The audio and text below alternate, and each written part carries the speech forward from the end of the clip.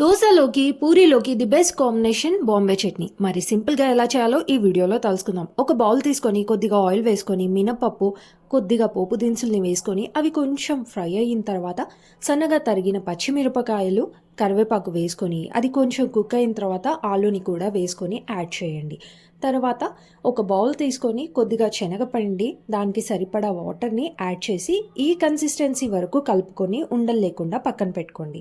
ఇది కొంచెం కుక్ అయిన తర్వాత దీంట్లోకి టమాటోస్ని కూడా యాడ్ చేసి ఒక 5 మినిట్స్ పాటు కుక్ అవ్వనివ్వండి.